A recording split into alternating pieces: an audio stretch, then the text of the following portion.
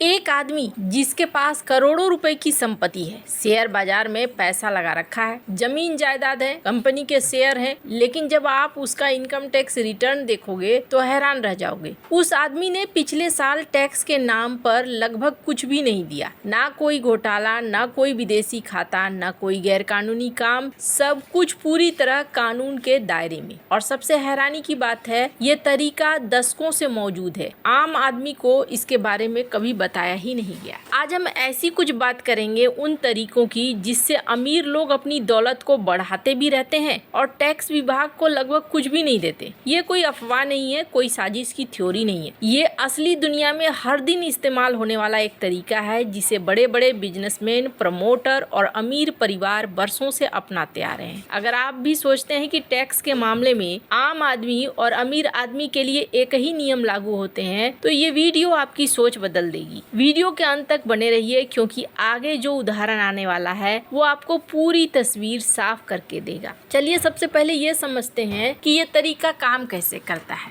इसे 3 आसान चरणों में समझा जा सकता है। पहला है खरीदना, दूसरा है उधार देना और तीसरा है अगली पीढ़ी को सौंप देना। ये तीनों मिलकर एक ऐसा चक्र बनाते हैं जिसमें पैसा कभी रुकता नहीं, बढ़ता रहता है और टैक्स विभाग बस देखता रह जाता है। सबसे पहले बात करते हैं पहले चरण की, यानी खरीदने की। आम आदमी की सोच होती है नौकरी करो, तनख्वाह लो, उस पर टैक्स कटे, जो बचे उसे बैंक में जमा करो या घर खरीद लो। लेकिन अमीर लोगों की सोच बिल्कुल अलग होती है। वो नगद कमाई पर भरोसा नहीं करते हैं, क्योंकि नगद कमाई पर तुरंत टैक्स लगता है। इसकी जगह वो ऐसी संपत्तियां खरीदते हैं जिनकी कीमत समय के साथ बढ़ती जाती है, लेकिन जब तक उन्हें बेचा न जाए उन पर कोई टैक्स नहीं लगता। ये संपत्तियां क्या हो सकती है? कंपनी के शेयर जिनमें डिविडेंड कम मिलता है लेकिन कीमत तेजी से बढ़ती है, शहर के बीचों बीच जमीन जिसकी कीमत हर साल छलांग लगाती है, किसी स्टार्टअप में हिस्सेदारी जो कल को अरबों की कंपनी बन सकती है। भारत में ये चलन खास तौर पर बड़े प्रमोटर परिवारों में दिखता है। वो अपनी कंपनी के शेयर बेचते नहीं हैं, बल्कि उन्हें पकड़े रहते हैं, क्योंकि जब तक शेयर बिकते नहीं तब तक उन पर कैपिटल गेन टैक्स की बात ही नहीं उठती। कागज पर उनकी दौलत करोड़ों से अरबों तक पहुंच जाती है, लेकिन टैक्स विभाग की नजर में अभी तक मुनाफा वसूल नहीं हुआ है। अब यहाँ एक सवाल उठता है, अगर संपत्ति बेची ही नहीं गई, रोजमर्रा का खर्चा कैसे चले? घर का किराया, बच्चों की पढ़ाई, नई गाड़ी, विदेश यात्रा, इन सब के लिए तो नगद पैसा चाहिए। यहीं से शुरू होता है दूसरा चरण, जो असल में इस पूरे खेल की जान। दूसरा चरण है उधार लेना। जब आपके पास बड़ी मात्रा में शेयर, जमीन या दूसरी बढ़ती हुई संपत्ति होती है, तो बैंक और बड़ी वित्तीय संस्थाएं आपको संपत्ति गिरवी रखकर कर्ज देने को तैयार है। इसे कहते हैं शेयर के बदले कर्ज, यानी लोन अगेंस्ट सिक्योरिटीज। भारत में लगभग हर बड़ा बैंक और एनबीएफसी ये सुविधा देती है। आप अपने शेयर बेचते नहीं, बस उन्हें गिरवी रखते हैं और बदले में बैंक आपको उनकी कीमत का 60 से 70% नकद दे देता है। अब यहाँ एक सबसे दिलचस्प हिस्सा समझिए। भारत का कानून कहता है कि उधार लिया गया पैसा आय नहीं माना जाता, इसलिए उस पर कोई इनकम टैक्स नहीं लगता। सोचिए, अगर कोई अपने शेयर बेचकर 1 करोड़ रुपए निकाले तो उसे कैपिटल गेन टैक्स देना पड़ेगा। लेकिन वही 1 करोड़ रुपए अगर वो अपने शेयर गिरवी रख कर्ज के रूप में लेता है तो उस पर 1 रुपया भी टैक्स नहीं लगेगा। ये पैसा सीधे बैंक खाते में आता है और उसका इस्तेमाल घर खरीदने, बिजनेस बढ़ाने या ऐशो आराम की जिंदगी जीने में किया जा सकता है। और मजेदार बात यह है कि जब तक आप कर्ज चुका रहे होते हैं तब तक आपकी असली संपत्ति भी बढ़ती रहती है। मान लीजिए किसी का पोर्टफोलियो हर साल 12% की रफ्तार से बढ़ रहा है और उस पर लिए गए कर्ज का ब्याज सिर्फ 9% है। इसका मतलब यह है कि संपत्ति की बढ़त कर्ज के बोझ से कहीं ज्यादा तेज है। जैसे जैसे संपत्ति की कीमत बढ़ती है, बैंक और भी ज्यादा कर्ज देने को तैयार हो जाता है। पुराना कर्ज नए कर्ज से चुका दिया जाता है या फिर बस चलता रहता है। ये चक्र सालों साल, यहाँ तक कि दशकों तक चल सकता है। अब सवाल आता है, क्या ये हमेशा के लिए चल सकता है? कर्ज तो आखिरकार चुकाना पड़ता है ना। यही आता है तीसरा और आखिरी चरण, जो पूरी कहानी को समझने के लिए सबसे जरूरी है। तीसरा चरण है अगली पीढ़ी को सौंपना। भारत में अभी कोई विरासत कर यानी इनहेरिटेंस टैक्स लागू नहीं होता है। इसका मतलब है जब कोई व्यक्ति अपनी संपत्ति अपने बच्चों के नाम करता है या उनकी मृत्यु के बाद वो संपत्ति बच्चों तक पहुंचती है, तो सरकार उस हस्तांतरण पर कोई टैक्स नहीं वसूलती। जो शेयर, जो जमीन, जो कंपनी दशकों से कई गुना बढ़ी होती है, वो पूरी की पूरी अगली पीढ़ी के हाथ में चली जाती है बिना किसी टैक्स कटौती के।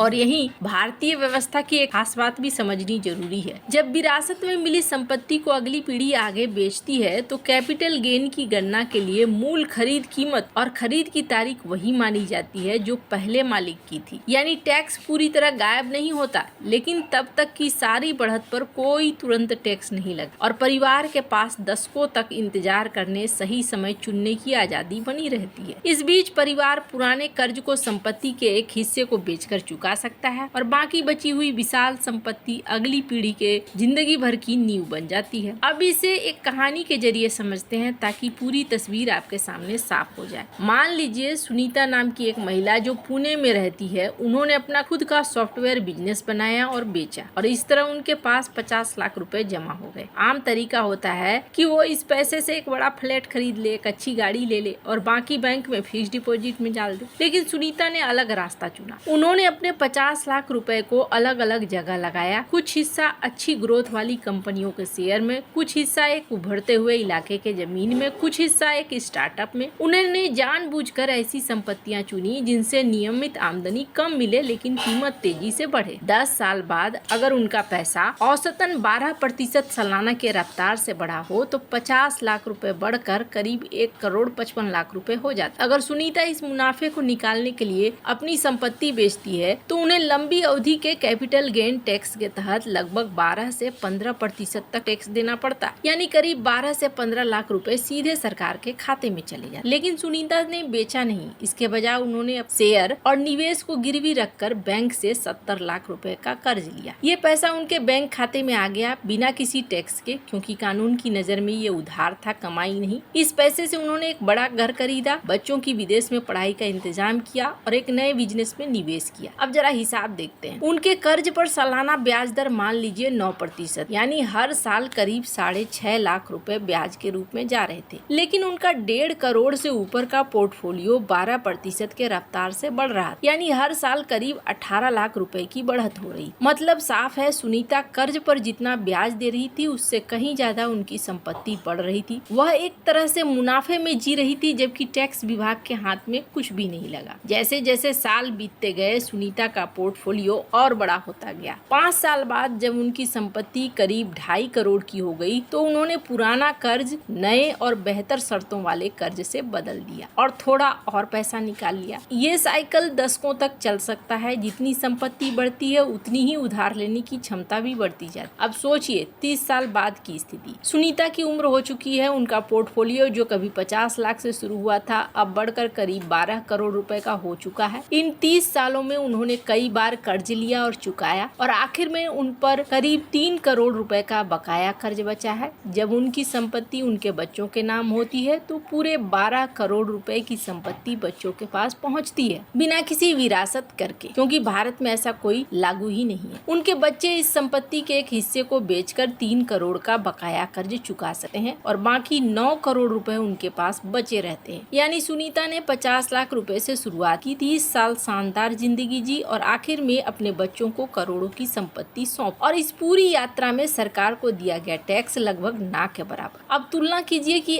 आम मिडिल क्लास परिवार से एक इंजीनियर, एक डॉक्टर, एक सरकारी कर्मचारी, ये सब अपनी हर महीने की तनख्वाह पर सीधा इनकम टैक्स देते हैं। जो बचता है उस पर भी अगर कहीं निवेश किया जाए और मुनाफा हो तो कैपिटल गेन टैक्स लगता है। हर कदम पर टैक्स कटता है, जबकि दूसरी तरफ बड़े पूंजीपति अपनी संपत्ति को कभी बेचते ही नहीं बल्कि उसे गिरवी रखकर जीवन भर आराम से जीते हैं। ये तरीका भारत में कोई इक्का दुक्का मामला नहीं है, बल्कि पूरी वित्तीय व्यवस्था का एक बड़ा हिस्सा बन चुका है। बड़े बड़े प्राइवेट बैंक और वेल्थ मैनेजमेंट कंपनियां खास तौर पर अमीर ग्राहकों के लिए ये सुविधा तैयार करती है जिनके पास बड़ी मात्रा में शेयर या संपत्ति होती है। उनके लिए बैंक खुद संपर्क करते हैं, बेहतर ब्याज दरों की पेशकश करते हैं, उन्हें बताते हैं कि कैसे वो बिना संपत्ति बेचे भी नकद पा सकते हैं। जितनी बड़ी संपत्ति उतनी ही अच्छी शर्तें, उतना ही कम ब्याज। यानी ये व्यवस्था अमीरों को और भी ज्यादा फायदा पहुंचाती है, जबकि आम आदमी के लिए ऐसी कोई सुविधा मौजूद ही नहीं होती। इस पूरे तरीके का सबसे बड़ा असर ये होता है कि बड़े प्रमोटर और कंपनी मालिक अपने शेयर बाजार में कभी बेचते नहीं। इससे बाजार में उपलब्ध शेयरों की संख्या कम रहती है, जिससे उससे कीमतें और भी ऊपर जाती है। यानी अमीर लोग सिर्फ टैक्स ही नहीं बचाते बल्कि उनकी ये रणनीति पूरे बाजार के चाल को भी प्रभावित करती है। अब आप सोच रहे होंगे कि आखिर सरकार इसे रोकती क्यों नहीं है। सच्चाई ये है कि टैक्स की दरें बढ़ाने या घटाने के बहस से इस रणनीति पर कोई असर नहीं पड़ता, क्योंकि ये पूरा खेल इस बात पर टिका है कि संपत्ति कभी बेची ही न जाए। आप कैपिटल गेन टैक्स की दर चाहे जितना बढ़ा दें, अगर कोई व्यक्ति अपने शेयर बेचता ही नहीं तो वो उस पर लागू नहीं होगा। यही वजह है कि साल दर साल टैक्स नीतियों में बदलाव होते रहते हैं, लेकिन दौलत की असमानता कम होने के बजाय और बढ़ती जाती है। ये समझना जरूरी है कि इसमें कुछ भी गैर कानूनी नहीं है, ये कोई घोटाला नहीं है, कोई टैक्स चोरी नहीं है। ये पूरी तरह कानून के दायरे में रहते हुए कानून की उन खूबियों का फायदा उठाना है जिनके बारे में ज्यादातर लोगों को पता ही नहीं है। समस्या तरीके में नहीं बल्कि इस जानकारी की कमी में है। जब आपको पता ही नहीं है कि ये रास्ता मौजूद है तो आप इसे अपना ही नहीं सकते। बेशक ये याद रखना जरूरी है कि ये तरीका हर किसी के लिए नहीं है। इसके लिए शुरुआत में एक बड़ी पूंजी चाहिए, संपत्ति गिरवी रखने लायक होनी चाहिए और बैंक और वित्तीय संस्थाओं का भरोसा हासिल करना जरूरी है। ये कोई ऐसा नुस्खा नहीं है जिसे कुछ हजार रुपए से शुरू किया जा सके, लेकिन इसे समझना हर किसी के लिए जरूरी है, क्योंकि यही समझ आपको बताती है कि टैक्स व्यवस्था असल में काम कैसे करती है और क्यों अमीर और आम आदमी के बीच की खाई